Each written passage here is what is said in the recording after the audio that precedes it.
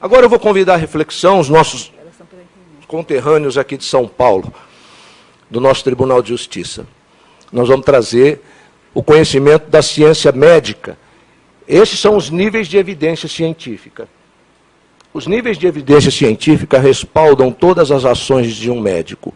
Se um cirurgião vai fazer uma cirurgia, ele não pode ir contra o que está sendo recomendado pelas pesquisas mais atuais, pelas pesquisas que passaram por filtro, que passaram por revisão.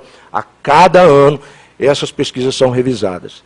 Existe uma nova modalidade de pesquisa no mundo da ciência, que é tido como meta-análise. Essas pesquisas de meta-análise fazem comparações diferenciadas entre várias pesquisas sobre o mesmo assunto, sobre o mesmo tema. Então, só um pouquinho para trás, por favor. Quando nós decidimos pela guarda unilateral, tendo por base um estudo com mais de 20 anos de publicação, esse estudo já está sob suspeita, porque em 20 anos a sociedade já mudou muito, e se esse estudo não passou por revisões periódicas, a citação desse estudo só traz à luz o quanto que nós estamos defasados em termos de acompanhamento do mundo científico. Existe uma recomendação clara e forte de vários estudos que, por exemplo, nós vamos trazer aqui para o conhecimento de estudo sueco que pesquisou 70 mil famílias, estudos Balzerman dos Estados Unidos, um psiquiatra americano de 2002. Vejam só como é importante o ano da publicação. Isso foi publicado numa revista científica. São estudos que têm nível 1 de aplicação.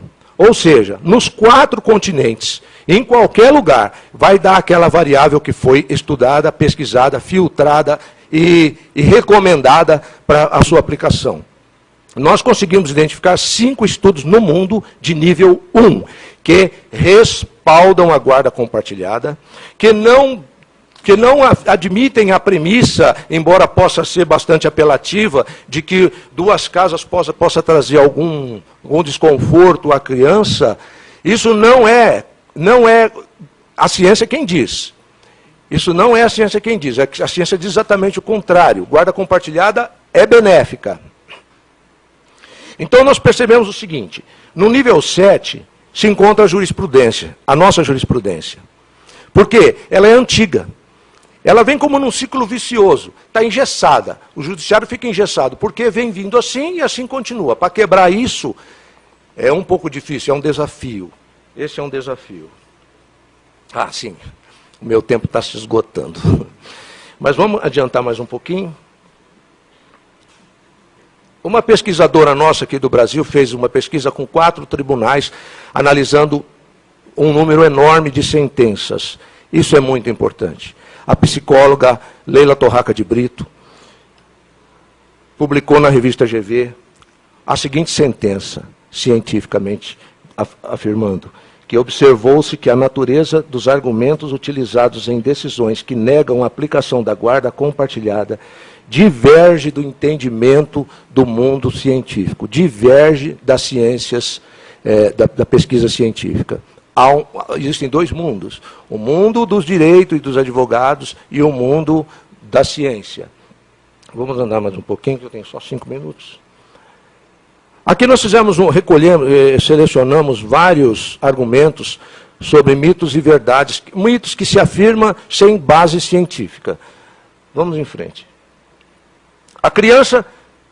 A mudança da rotina em 2 lares seria prejudicial para a criança. Isso é o que se afirma no mundo do direito. O que se diz, segundo conclusões do estudo Balzerman, que é um psiquiatra do governo americano, que fez um estudo de meta-análise, um estudo cientificamente de nível 1A, ou seja, com aplicação nos 4 continentes, ele diz exatamente o contrário. Isso não traz nenhum trauma para a criança.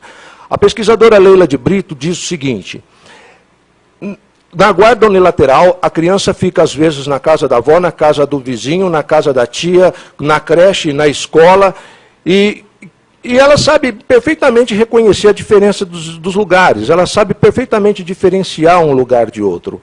Que trauma poderia trazer para uma criança ficar mais tempo com o pai? A pergunta que a pesquisadora brasileira da Universidade do Rio de Janeiro faz é a seguinte: o que seria verdadeiramente motivo de trauma à criança? A mudança de lares, a duas casas, ou a perda do contato com um dos seus genitores?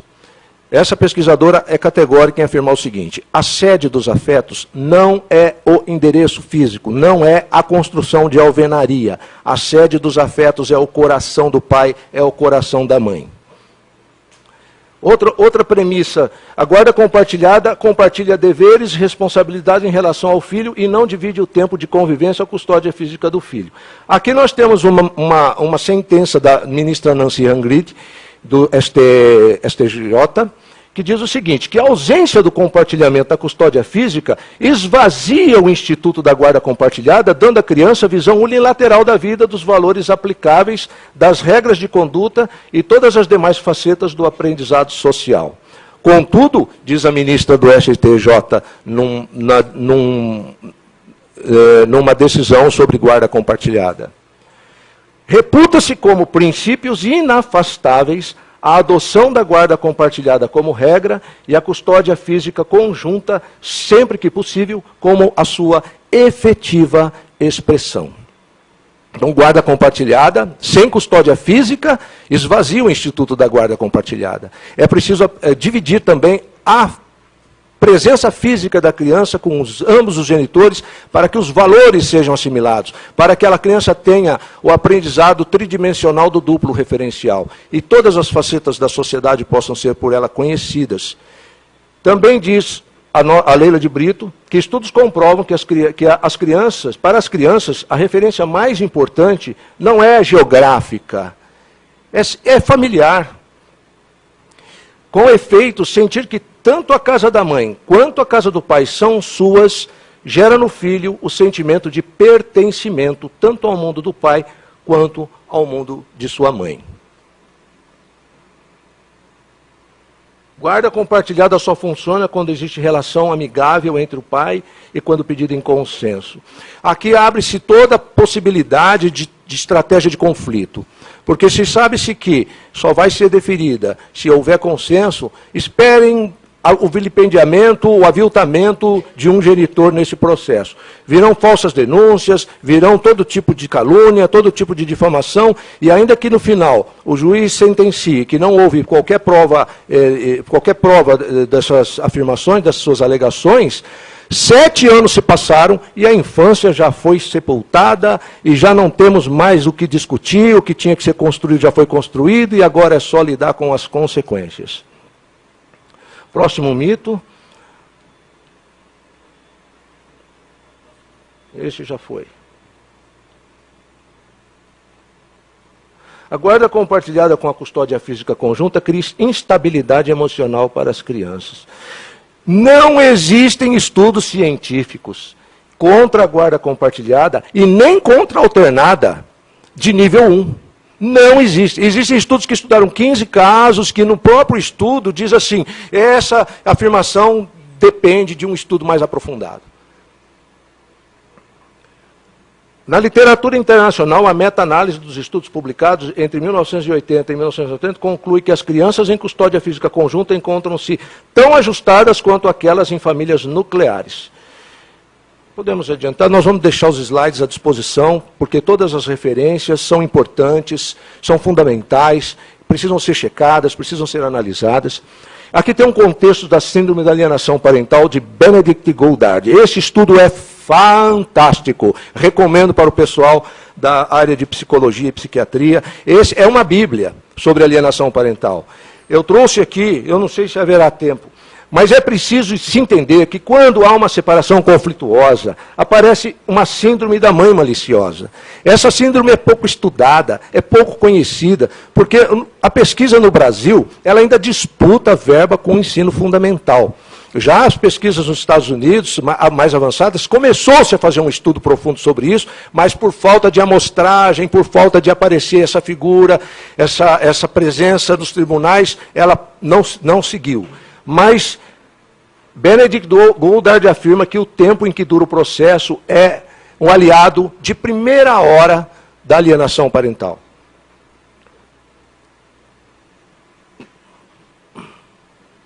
Também outro estudo muito importante de Stahl, também dos Estados Unidos, 1999, traz as consequências da alienação parental.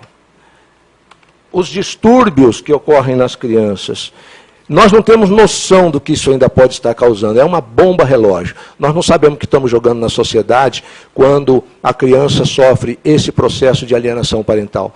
Ela pode se retrair muito, ela pode ir muito bem nos estudos, mas ela é uma criança retraída e que guarda emoções não reveláveis. Ou ela pode manifestar um transtorno obsessivo, um transtorno desafiador muito forte. Ou ela pode vir a cair no transtorno de conduta na adolescência. O fato é que, se nós já estamos tratando as crianças com remédio tarja preta em tenra idade, essa dependência química na juventude pode se transformar numa dependência muito pior.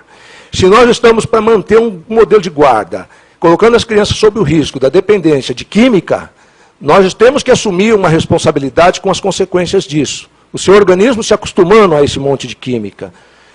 E também as consequências psicológicas. Por isso que a presença de um pediatra forense nas equipes multidisciplinares seria fundamental para embasar o juiz na hora de sua decisão.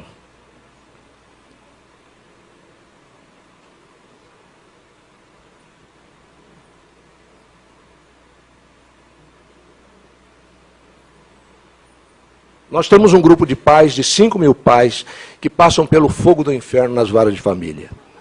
Gente, vocês não têm noção das coisas que eu escuto. Nós rodamos madrugadas, tirando os pais de processos obsessivos, de processos de tentativa de suicídio, de desejo de perda da fé, de perda da esperança, porque ele se viu o Estado entrando na sua vida, afastando ele da convivência do filho, sem causa, sem motivo, apenas para satisfazer o desejo de um genitor intransigente, de um genitor beligerante, de um genitor alienador.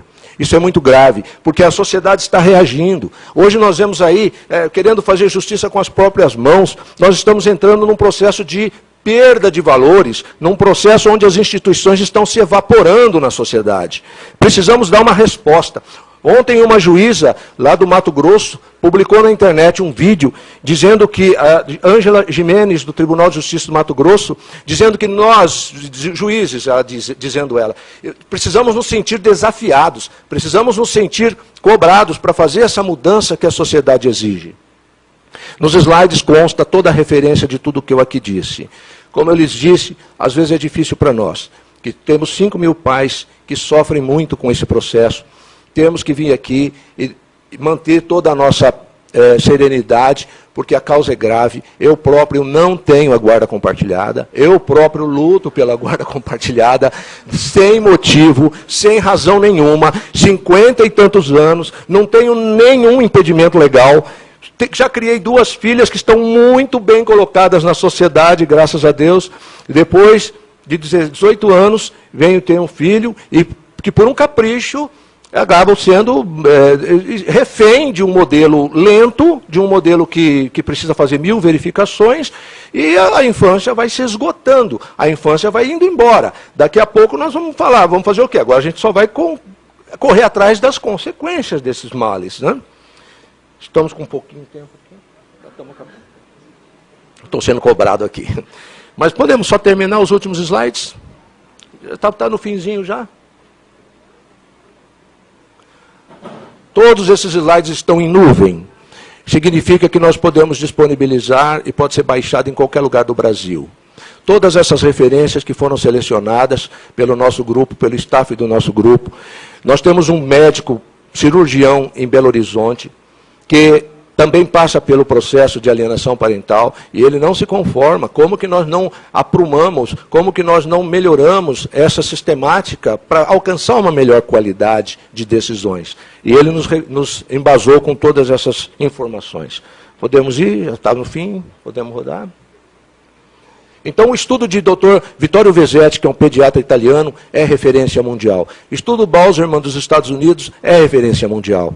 Estudo de Benedict Goddard, que nós vimos agora, é referência mundial. Todas essas referências são de nível 1, tem uma aplicação nos 4 continentes, são estudos irrefutáveis, que afirmam que a guarda compartilhada é benéfica, mesmo quando há uma desinteligência, mesmo quando há um processo de litígio. Com o tempo, ambos os genitores verão que não dá para competir, não dá para confrontar alguém que tem poder igual.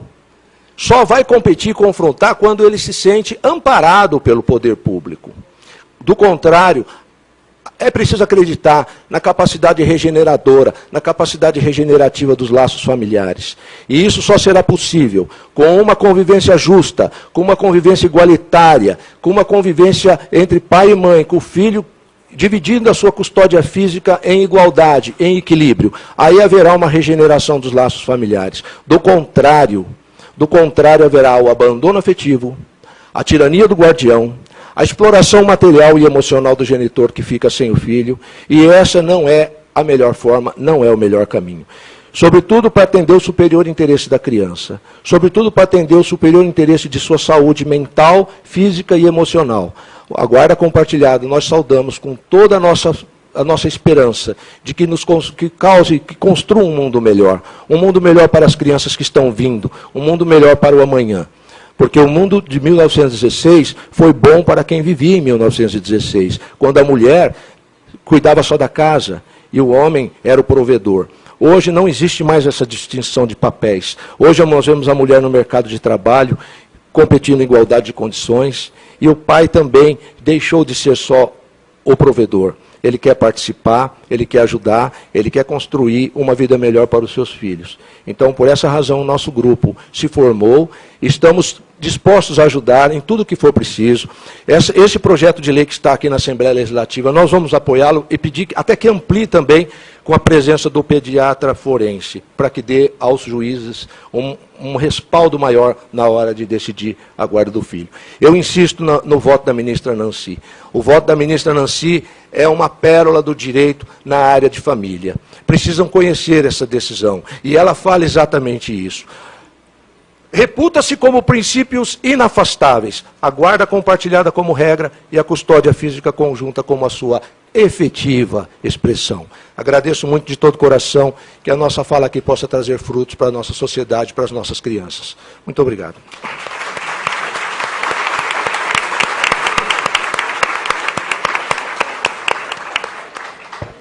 Agradeço ao Dr. Roosevelt pela brilhante explicação, pela eloquência na defesa mesmo da guarda compartilhada. Gente, então, pelo adiantado da hora, eu quero agradecer a todos os presentes e também os que estão à distância.